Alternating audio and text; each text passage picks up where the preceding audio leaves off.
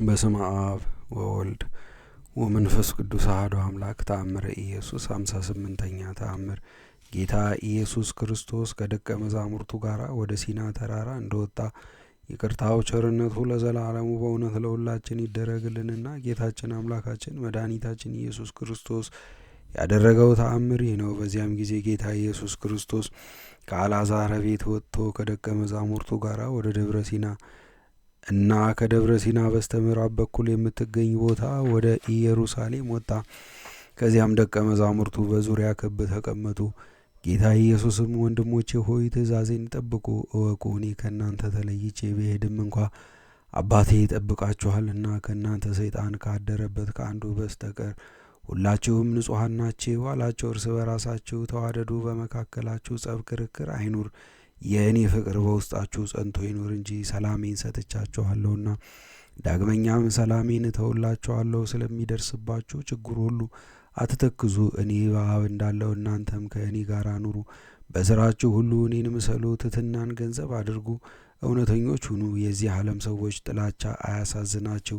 ከእናንተ በፊት እኔን ጠልተውኛልና እወቁ። እናንት ከዓለም ወገን ብትሆኑስ ዓለም ባልጠላችሁም ነበረ። ከዓለም ወገን አይደላችሁምና ስለዚህ ዓለም ይጠላችኋል። እናንተ ግን እርስ በራሳችሁ ተፋቀሩ፣ ወደ ጥፋት እንዳትገቡ ዘወትር ጸልዩ፣ ማልዱ። ቂምን ከእናንተ አርቁ፣ እውነትን ተናገሩ። ሕሊናችሁ ንጹሕ ይሁን፣ አትቆጡ። ያደንቋችሁ ዘንድ ኃይላችሁን አትግለጹ፣ አትከራከሩ። ነገር ግን ትሕትናን ገንዘብ አድርጉ።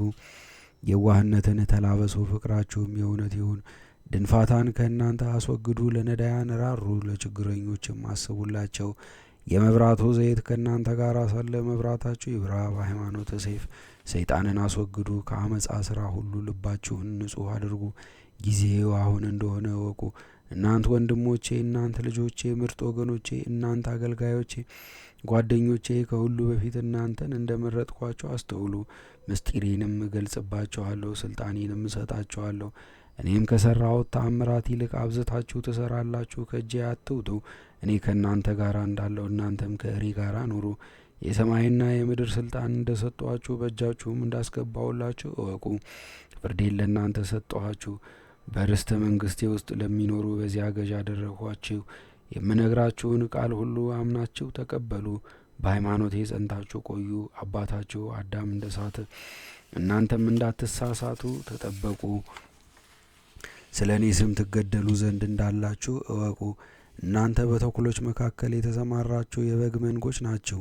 እናንተ የምድር ጨው የዓለም ብርሃን ናችሁ፣ የአብም ልጆቹ ናችሁ።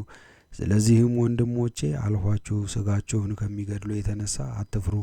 ነፍሳችሁን ሊገድሏት አይቻላቸውምና እንደ ሙት ልጅ ትሆኑም ዘንድ አልተዋችሁም። ወደ ጌትነቴ ክብር እንኳ ባርግ የእውነት መንፈስ ቅዱስ ጰራቅሊጦስን እልክላችኋለሁ እንጂ እሱም በእውነት ጎዳና ይመራችኋል። ዳግመኛም በምትሄዱበት ጎዳና ሁሉ እስከ ዓለም ዳርቻ ድረስ ይመራችኋል፣ ያረጋጋችኋል፣ ኃይልንም ይሰጣችኋል። እሱ ከእኔ ባለመለየት ያለ ነውና ከእኔ ከአብም ጋር ሰማይና ምድርን ፈጠረ።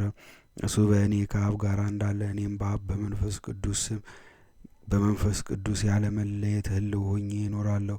ፍጥረታቱ ሁሉ ፈጽሞ ያመሰግኑናል። ለእናንተም እፉኝትን እባብንና ጊንጥንም ለመርገጥ እስክትችሉ ድረስ ስልጣን እንሰጣችኋለን።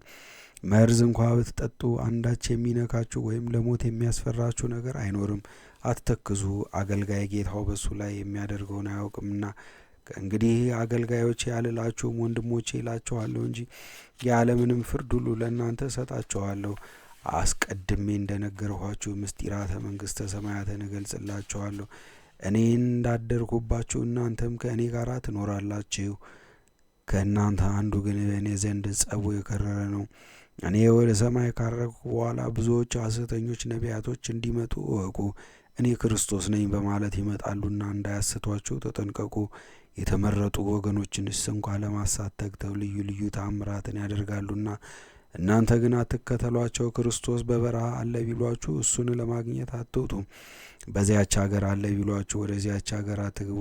በታላላቁ አዳራሽ ውስጥ ወይም ሰገነት ላይ አለ ቢሏችሁ አትመኗቸው።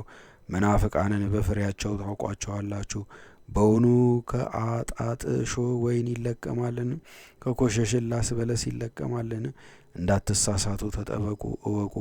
አቤቱ አቤቱ የሚለኝ ሁሉ ወደ እግዚአብሔር መንግሥት የሚገባ አይደለምና በውሃና በመንፈስ ቅዱስ የተጠመቀ እሱ በማታልፍ በሰማይ ባለች በአባቴ መንግሥት ከእኔ ጋር ይኖራል እንጂ። በኋለኛው ዘመን ከሚነሱ ሐሰተኞች ነቢያቶች ተጠንቀቁ። እነሱ በላይ የበግ ለምድ ለብሰው በውስጣቸው ነጣቂ ተኩላዎች ናቸውና። ለዘላለሙ ለእግዚአብሔር ክብር ምስጋና ይሁንና ጌታ ኢየሱስ ክርስቶስ ለደቀ መዛሙርቱ ይህን ነገራቸው። ይቅርታው ቸርነቱ ለዘላለሙ በእውነት ለሁላችን ይደረግልን፣ አሜን።